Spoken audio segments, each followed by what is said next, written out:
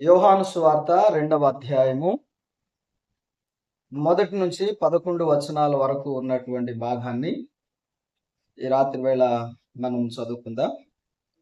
యోహాను సువార్త 2వ అధ్యాయము 1 నుంచి 11 వచనాలు.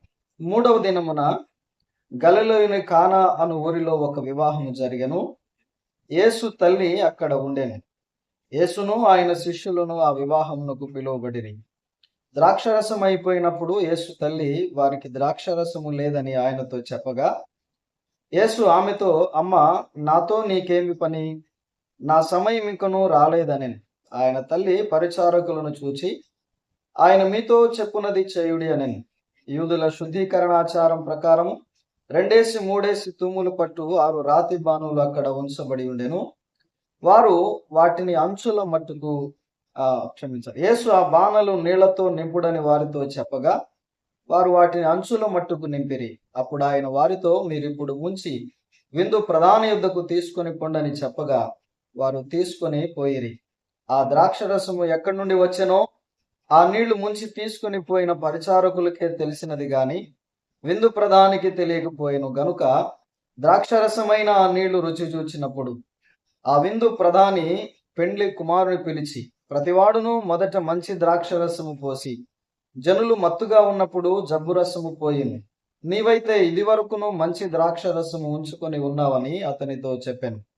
గలిలయలోని కానాలో యేసు ఈ మొదటి సూచక క్రియను చేసి తన మహిమను బయలుపరిచెను. అందువలన ఆయన శిష్యులు ఆయన యందు విశ్వాసం ఉంచిరి. ప్రభునందు ప్రియులారా, ఈ రాత్రికాల సమయంలో మనం చదువుకున్నటువంటి ఈ వాక్య భాగం మనమందరము ఎరిగినటువంటిదే, చాలాసార్లు చదివిందే, విన్నదే, బోధించినటువంటి వాక్య భాగమే. అయినా ఈ సందర్భంలో మరొకసారి ఈ విషయాలు మనం జ్ఞాపకం చేసుకోవడానికి ప్రభు చూపిస్తున్నాడు. ఈ సందర్భం మనకు తెలుసు. కానా అనే ఊరిలో జరిగినటువంటి వివాహానికి యేసుక్రీస్తు ప్రభువారు ఆయన శిష్యులు కూడా వెళ్ళారు, పాల్గొన్నారు. అక్కడ జరిగినటువంటి ఆ విందులో ఏర్పడినటువంటి కొరతను, అయిపోయినటువంటి ద్రాక్ష రసాన్ని, ఆ కొరతను కూడా ఆయన తీర్చి విందుకు లేకపోతే వివాహానికి సంతోషాన్ని ఆయన కలిగించినటువంటి సందర్భంగా గలిలయలో ఆయన చేసిన మొదటి సూచక క్రియగా ఈ భాగంలో మనం గమనిస్తాం. అయితే ఇందులో నుంచి మనము ఆధ్యాత్మికమైనటువంటి పాఠాన్ని మన ఆత్మీయ జీవితాలకు అన్వయింప చేసుకోవాలని దేవుని ఆత్మ ప్రేరణను బట్టి రాత్రి మీ ముందుకు ఈ విషయాలు తీసుకొని వస్తున్నాను. చాలా విధాలుగా ఎన్నో రకాలైన కోణాలలో మరి ఈ భాగాన్ని మనం ధ్యానించవచ్చు, చూడవచ్చు. కానీ మరొక కోణం, మరి ప్రభు బయలుపరిచిన దాన్ని బట్టి ఈ సంగతులు ఈ రాత్రి మనం ఆలోచన చేయబోతున్నాం. మనం ఒక్కొక్క వచనంలో ఉన్నటువంటి సంగతులు ఆలోచన చేస్తూ ఆధ్యాత్మికమైన పాఠాన్ని మనం నేర్చుకుందాం. 1-2 వచనాల్లో మనం గమనించినప్పుడు గలిలయ అనే ప్రాంతంలో కానా అనే ఊరిలో ఒక వివాహం జరిగింది. ఆ వివాహానికి యేసుక్రీస్తు వారు అలాగే ఆయన శిష్యులు కూడా ఆహ్వానించబడినట్లుగా మనము గమనిస్తాం. ప్రియులారా,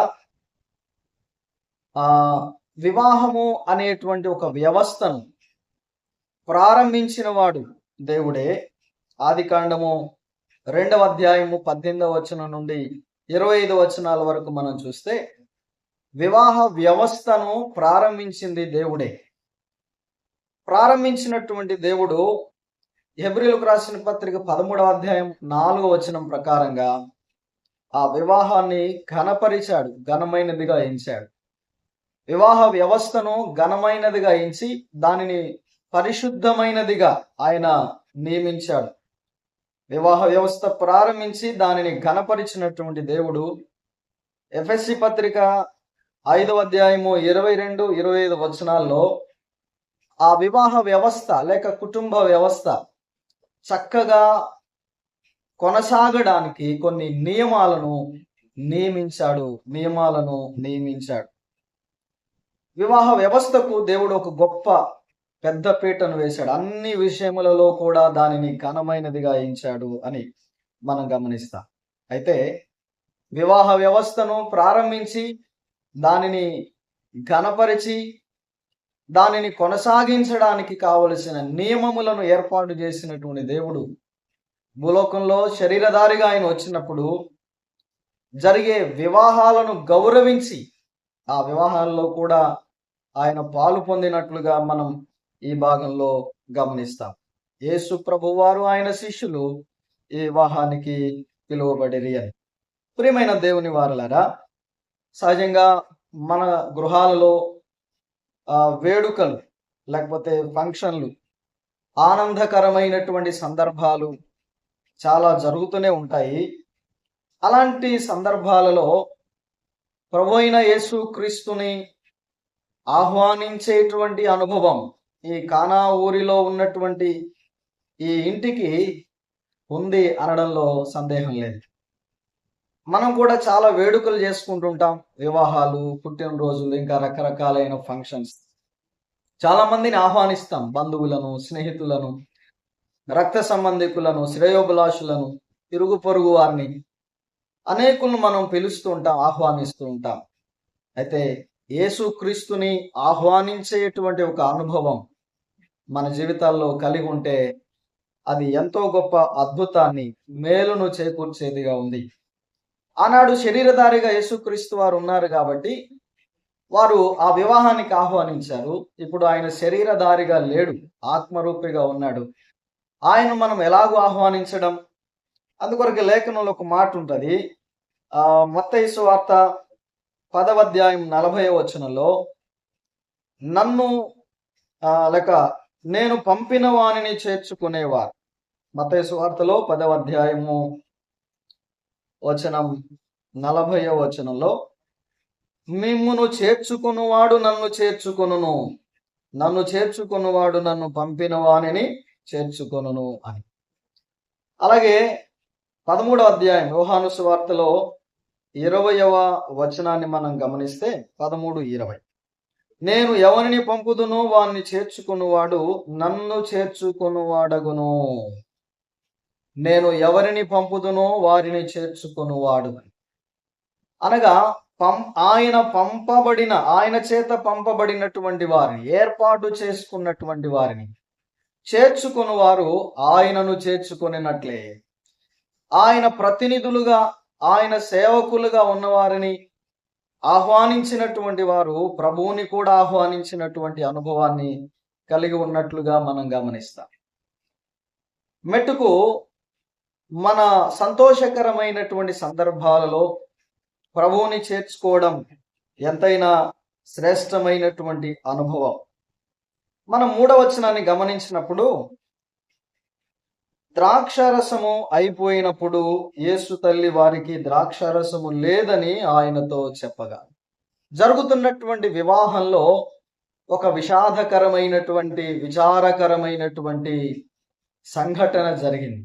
యూదులకు ప్రధానమైనటువంటి ఒక ఆచారం, వారి విందులలో, వివాహాలలో, వినోదాల్లో వారు ద్రాక్షరసమును ఇవ్వడం అనేది వారికి వాడుక. అయితే ఆ ప్రధానమైనటువంటి పాత్రను పోషించే ద్రాక్షరసము అయిపోయింది విందు మధ్యలో.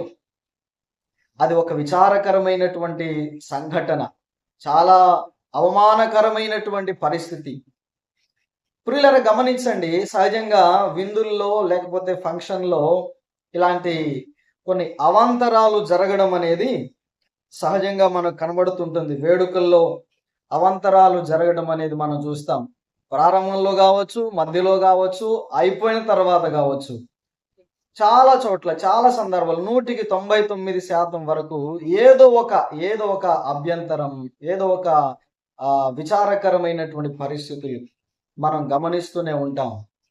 అయితే యేసుక్రీస్తును మనము ఆహ్వానించిన వారిగా ఉంటే, ఆయన ఉంటే, ప్రభువు ఉంటే, ఏర్పడిన సమస్య అయినా, ఏర్పడినటువంటి ఆ విచారకరమైన పరిస్థితులైనా దానిని ప్రభువు చక్కగా పరిష్కరించగలడు అని ఈ భాగంలో మనం నేర్చుకోగలుగుతాం. వేడుకల్లో సహజంగా జరిగేటువంటి విచారకరమైనటువంటి సంఘటనలు, అవాంతరాల్లో ప్రభువు గనక ఉంటే, ఆయన ఆ సందర్భంలో ఆ స్థలములో మనం ఆయన ఆహ్వానించిన వారిగా ఉంటే ఖచ్చితంగా దానికి పరిష్కారాన్ని కూడా ఆయన చూపిస్తాడు, పరిష్కరించగలడు. ఆ ద్రాక్షరసం అయిపోయినప్పుడు యేసుప్రభు వారు తల్లి ఆయన దగ్గరకు వచ్చి, అయ్యా వీరికి ద్రాక్షరసము అయిపోయింది అనేటువంటి సమాచారము తెలియపరిచినట్లుగా మనం చూస్తాం. ఎందుకు అంటే ఆ సమస్యను పరిష్కరించగలిగిన వాడు ఆయన ఒక్కడే.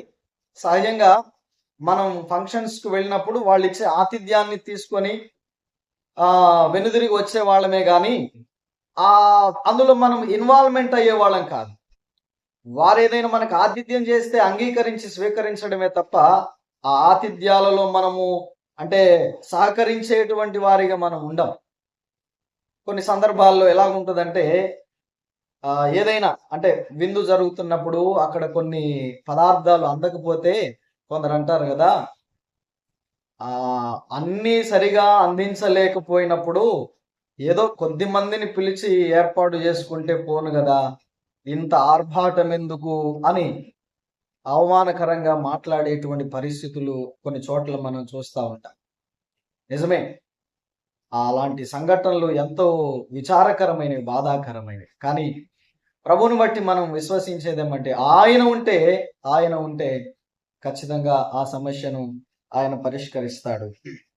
అందుచేత యేసు ప్రభు వారి తల్లి అయిన మరియా ఆయన దగ్గరకు వచ్చి వీళ్లకు ద్రాక్షరసం అయిపోయింది అనే సంగతిని ఆమె తెలియచేసినట్లుగా మనం చూస్తాం. ఎందుకంటే ఆయన మాత్రమే ఇప్పుడు ఆ సమస్యను పరిష్కరించగలిగిన వాడు కాబట్టి. 4వ వచనంలో యేసు ఆమెతో, అమ్మా నాతో నీకేమి, నా సమయం ఇంకను రాలేదు అని చెప్పి.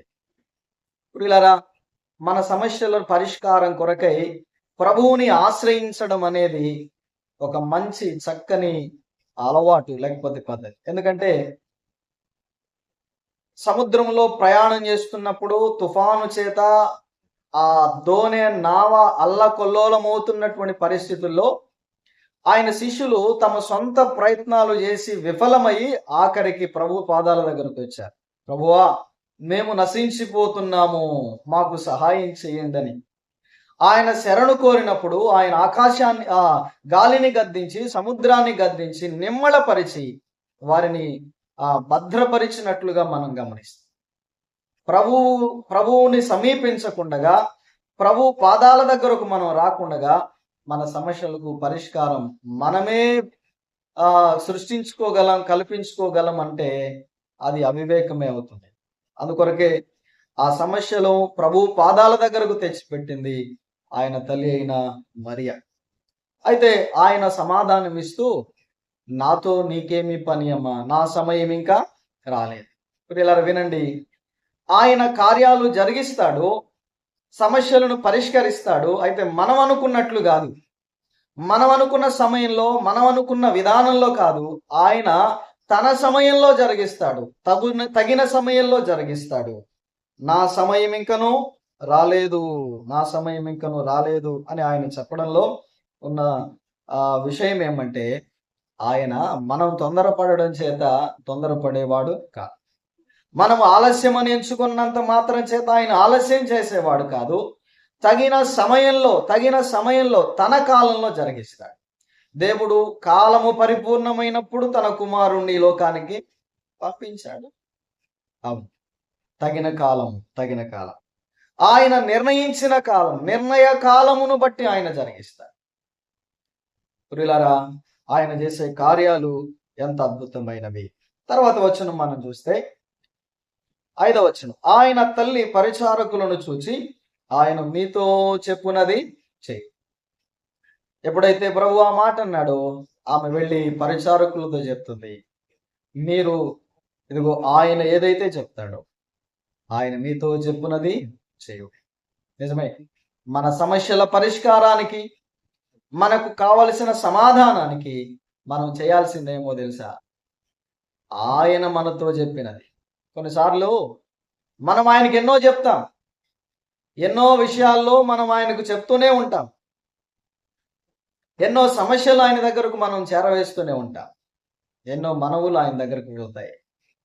మన వైపు నుంచే మనం ఆ ఏమంటారంటే వన్ వే కదా, ఒకవైపు నుంచే ఉరవడి ఉంటుంది. కానీ ఆయన వైపు నుంచి వచ్చే వర్తమానం సందేశాన్ని వినేదానికి చాలా మందికి మనసు ఉంది. కేవలం మనం ఆయనకి చెప్పడమే కాదు, ఆయన చెప్పేది కూడా మనం వినేవారిగా ఉండాలి. ఆయన తల్లి అయిన మరి అంటుంది, ఆయన మీతో చెప్పునది చెయ్యి. వారికి ఉన్న కొరతను గూర్చి, సమస్యను గూర్చి ప్రభువుకు విన్నవించింది ఆమె. ఇదిగో ఆయనకి చెప్పాను, ఇప్పుడు ఆయన మీకేం చెప్తాడో దానిని మీరు చెయ్యండి.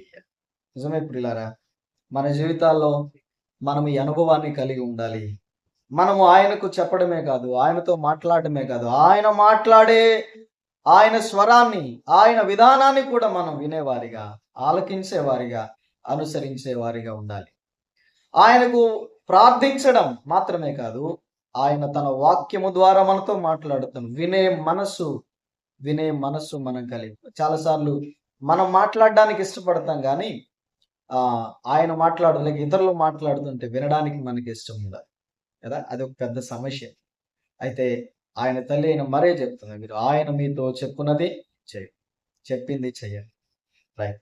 కాబట్టి ప్రభు మనతో చెప్పినది మనం చేయడానికి నేర్చుకునే వారిగా మనం ఉండాలి, లేక చేసేవారిగా మనం ఉండాలి. 6వ వచనంలో ఇప్పుడు ఆయన ఏం చెప్తున్నాడో ఆ సంగతి మనం చూస్తాం. యూదుల శుద్ధీకరణాచారం ప్రకారం 2-3 తుమ్ములు పట్టు 6 రాతి బాణలు అక్కడ ఉంచబడి ఉండెను.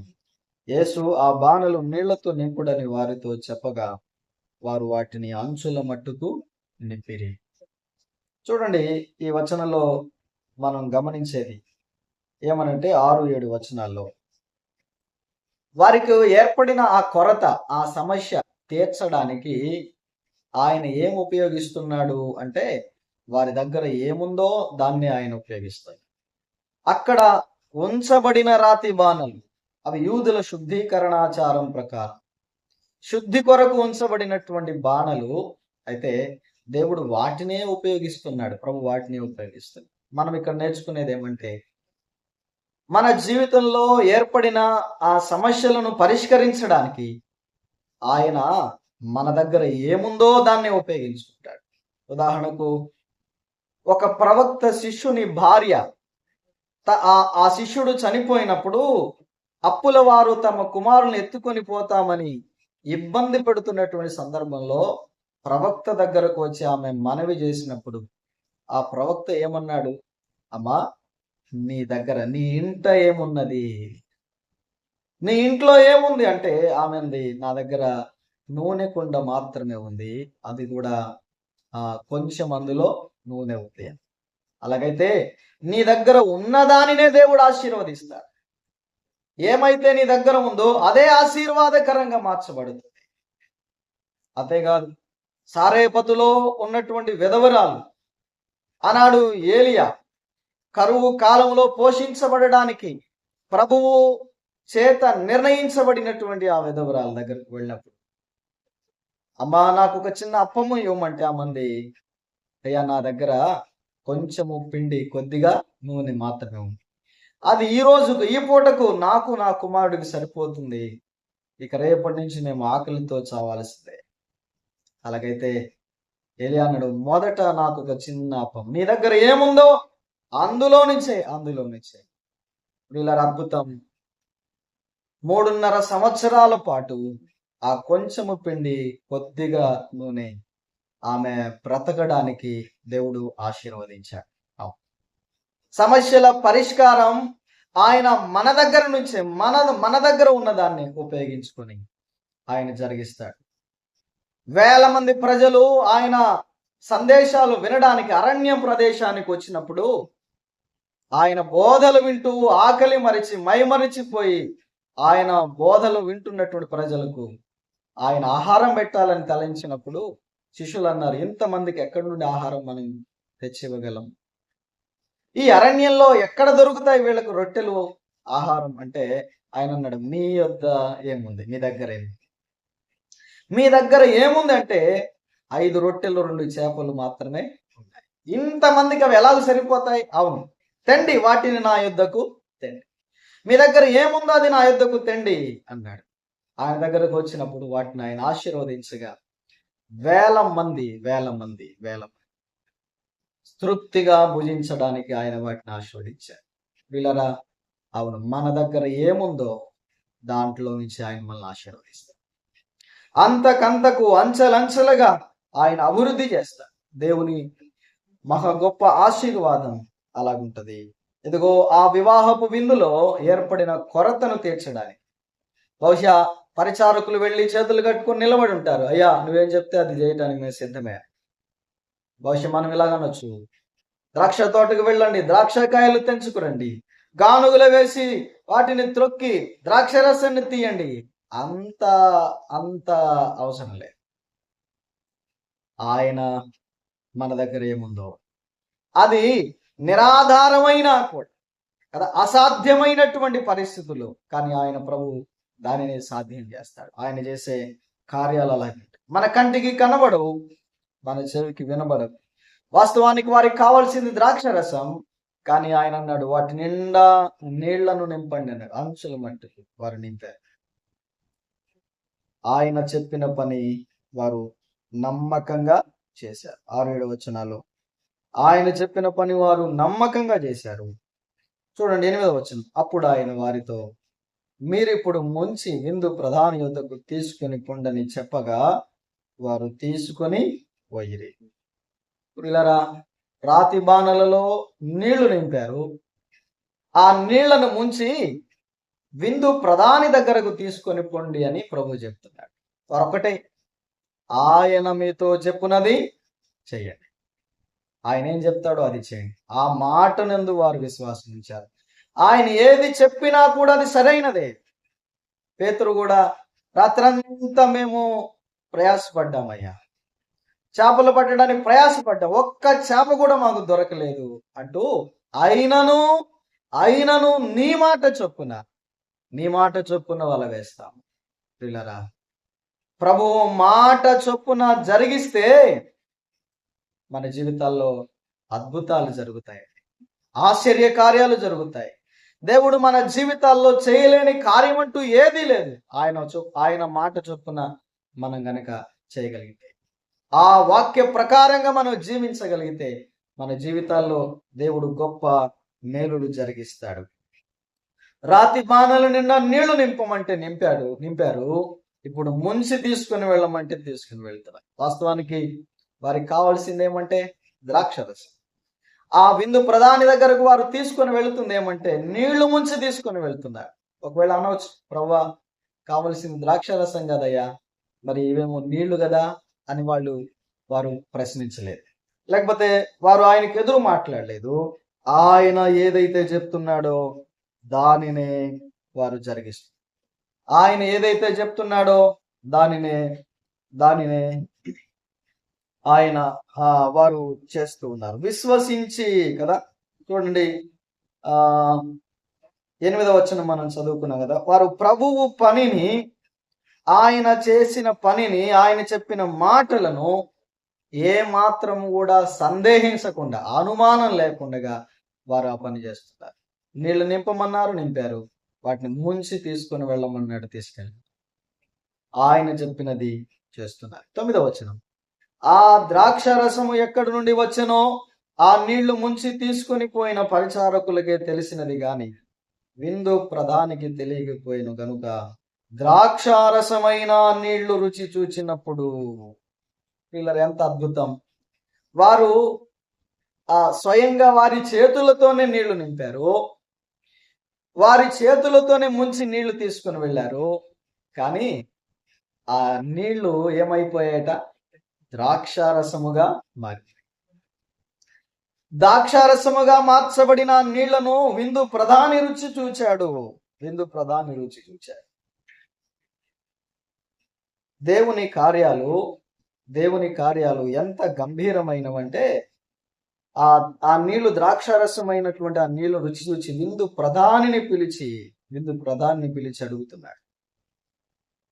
ఆ నీళ్లు ఎలాగో ద్రాక్షారసంగా మారాయో 9వ వచనం మనం చూస్తే, ఆ నీళ్లు ముంచి తీసుకొని పోయిన పరిచారకులకే తెలిసింది గాని విందు ప్రధానికి తెలియకపోయింది.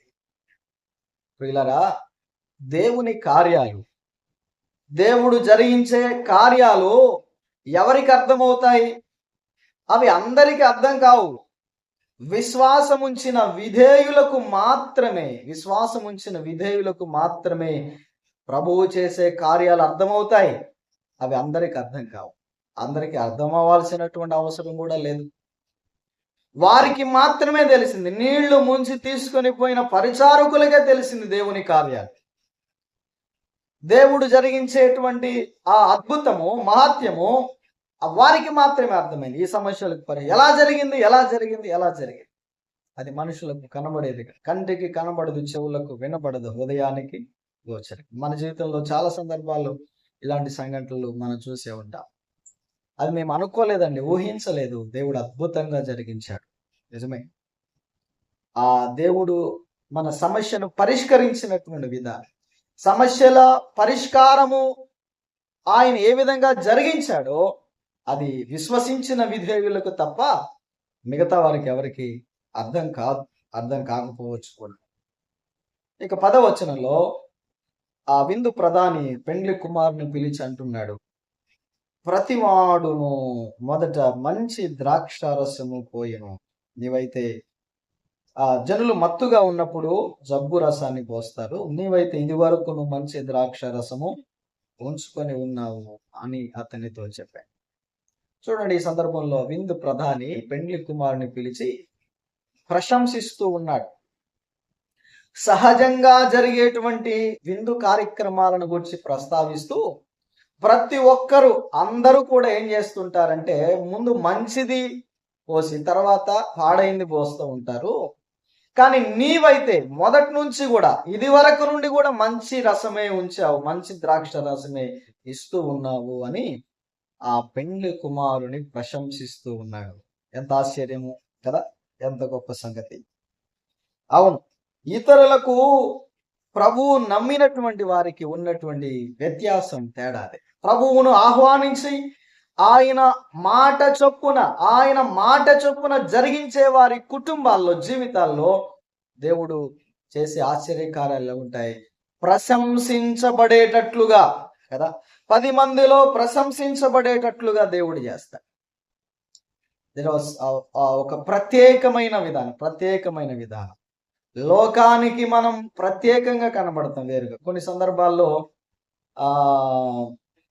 అన్యులైనటువంటి వారు, విశ్వాసులైనటువంటి వారిని ఈ ప్రత్యేక సందర్భాల్లో, కార్యక్రమాల్లో వారిని ప్రశ్నిస్తూ లేకపోతే వ్యంగ్యంగా అవమానపరుస్తూ పలికేటువంటి కొన్ని మాటలు నేను విన్నాను కనుక చెప్తున్నాను. ఏమంటే, వీరు అందరికిలా కాదమ్మా, వీళ్ళు ఏందో పెద్ద విడ్డూరం, ఏంటో ఈ విడ్డూరం అర్థం కాదు. అందరూ ఒకలాగా పోతుంటే వీళ్ళు ఒకలాగా చేస్తుంటారు. అందరిలాగా వీళ్ళ విధానాలు ఉండవు, వీళ్ళ పద్ధతులు ఉండవు. నిజమే, హామాను కూడా అదే అంటాడు కదా. మొర్దెకై విషయంలో ఆ అహష్వేరోషుకు విన్నపం చేస్తూ, రాజా, నీ సంస్థానములో, నీ రాజ్యములో కొంతమంది ఒక ప్రత్యేకమైన జాతి వాళ్ళు ఉన్నారు. వాళ్ళ విధానాలు, వాళ్ళ పద్ధతులు సకల జనుల విధానాలకు వేరుగా ఉన్నాయి. సర్వలోకమున ప్రజలకు వేరుగా వాళ్ళ పద్ధతులు, వాళ్ళ విధానాలు, వాళ్ళ భక్తి ఆచారాలు వేరుగా ఉన్నాయి. వాళ్ళు వేరుగా ఉన్నారు. లోకంలో మనం వేరుగా ఉన్నాం, లోకానికి మనం వేరు. లోకంలో ఉంటున్నాము కానీ లోకానికి వేరుగానే జీవిస్తున్నాం. ఎందుకంటే యోహాను సువార్త 17వ అధ్యాయంలో యేసు ప్రభువు చెప్పారు, మీరు లోకములో నుంచి వేరుపరచబడిన వారు, మిమ్మల్ని నేను ఏర్పాటు చేసుకున్నాను, మీరు నా వారు. లోకము తన వారినైతే ప్రేమిస్తుంది, స్నేహిస్తుంది, కానీ మిమ్మల్ని ద్వేషిస్తుంది అని చెప్పాడు. పిల్లరా, అలాగైతే లోకములో మనం ప్రత్యేకమైన వారే కనబడతాం, అందరిలాగా కాదు. ప్రతి వాడు మొదట మంచిది ఇచ్చి తర్వాత పాడైంది ఇస్తాడు. కానీ నీవైతే అలాగూ కాదు, అందరిలాగా నీవు లేవు. అన్ని చోట్ల జరిగినట్లుగా లేదు. ఇక్కడ సంథింగ్ స్పెషల్, ప్రత్యేకంగా ఉంది. నీవు వ్యత్యాసంగా ఉన్నావు, నువ్వు మంచిదే ఇస్తూ ఉన్నావు కదా. ప్రశంసించబడుతున్న సందర్భం. పిల్లరా, ప్రభువుకు చోటిస్తే, ప్రభువుని ఆహ్వానిస్తే, ప్రభు ఆజ్ఞ చొప్పున, ప్రభు మాట చొప్పున గనక మనం ప్రవర్తిస్తే, నడుచుకుంటే, మన జీవితాల్లో ఆయన చేసే కార్యాలు లోకములో ప్రశంసించబడేటట్లుగా, 10 మందిలో ప్రశంసించబడేటట్లుగా చేస్తాడు. నవ్వుల పాలవ్వకుండా, అవమాన పాలవ్వకుండా అందరూ ఆశ్చర్యపడేటట్లుగా చేస్తాడు. ఆయన చేసే కార్యాలు ఎంత గంభీరమైనవి, ఎంత గొప్పవి కదా. నేడు మన జీవితాల్లో, మన కుటుంబాల్లో, ఇదిగో ఈ కానాలో జరిగిన ఈ వివాహపు వేడుక జరిగిన ఈ సందర్భం, నేను ప్రారంభంలోనే చెప్పాను, దీన్ని చాలా రకాలైన కోణాల్లో మనం ధ్యానించి ఉంటాం, ఆలోచించి ఉంటాం, ప్రసంగించగా విన్నాం కూడా. ప్రభువు ఈ భాగాన్ని ధ్యానిస్తున్నప్పుడు నాకు ఇచ్చిన కొన్ని తలంపులు మీతో పంచుకోవడానికి ప్రభువు సహాయం చేస్తున్నాడు. నిజమే, ఆయనను ఆహ్వానించిన ఈ కుటుంబం కొరతలుండవా? కొరతలుంటాయి. కొరతలు లేకుండా ఏది కూడా ముందుకు సాగదు. అయితే ప్రభువు ఉన్నాడు గనక పరిష్కారం. ప్రభువు ఉన్నాడు గనక పరిష్కారం. నమ్మిన వారి జీవితంలోనైనా, నమ్మని వారి జీవితంలోనైనా సమస్యలు సహజమే, బలహీనతలు సహజం. ఆయన ఉన్న దోణి మీద అలలు వచ్చాయి కదా, తుఫాను రేగింది, సమస్య ఉంటుంది. కానీ ప్రభు ఉన్నాడు గనక సమస్య ఎక్కడుందో పరిష్కారం కూడా అక్కడే. ప్రభు ఉన్నాడు. ప్రభు ఉంటే చక్కని పరిష్కారం ఆయన మనకు చూపిస్తాడు. అయితే ఎప్పుడు అంటే ఆయన తన సమయంలో, తగిన సమయంలో చేస్తాడు. అది కూడా ఎలాగో అంటే ఆయన చెప్పినట్లుగా మనం చేసినాం. ఆయన మీతో చెప్పున్నది చేయుడి కదా. మనం ఆయనకి చెప్పడమే కాదు, ఆయనకి చెప్పాము, ఇక తర్వాత ఆయన చెప్పేది మనం చేసినప్పుడు ఖచ్చితంగా మన సమస్యను దేవుడు పరిష్కరిస్తాడు.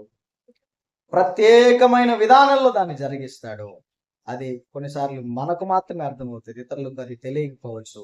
కానీ ఆయన మనలను ఒక ప్రశంసనీయమైనటువంటి స్థితిలో, ఉన్నతమైన స్థితిలో, గౌరవప్రదమైనటువంటి స్థితిలో, ఆ పరిస్థితుల్లో మనల్ని ఆయన హెచ్చిస్తాడు. అలాగున మన జీవితంలో ప్రభువుని కలిగి మనం మన విశ్వాస జీవితంలో, భక్తి జీవితంలో, వ్యక్తిగత జీవితంలో మనం ముందుకు కొనసాగుతుండగా మన జీవితంలో ఆయన చేసే కార్యాలు గంభీరమైనవి, గొప్పవి. అలాగూ జీవించడానికి ప్రభు మనకు సహాయం చేయగాక. ఆమేన్. సమయం ఇచ్చిన మరి ప్రియులు సునీలకు, చేరవచ్చిన వారికి ప్రత్యేక వందనాలు చెల్లిస్తూ ఈ మాటలు ముగిస్తూ థ్యాంక్ యూ అన్న.